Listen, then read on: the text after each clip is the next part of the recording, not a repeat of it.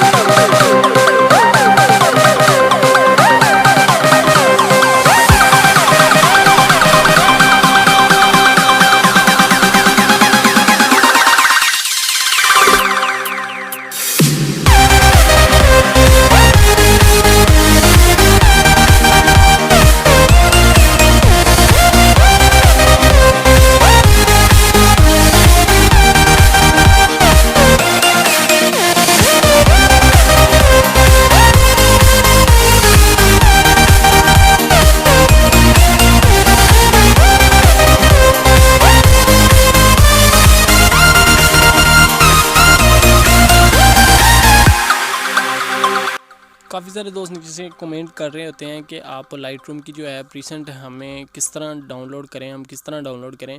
तो मैं कोशिश करूंगा इस वीडियो में तो नहीं, मतलब कि अगली वीडियो में मैं कोशिश करूंगा, मैं नीचे लिंक दे दिया करूंगा जिसमें आप जो है रिसेंट को इजीली सेव कर सकते हैं। मतलब कि अपने मोबाइल में आप लाइटरूम एप्लीकेशन में उसको सेव कर सकेंगे ईजी।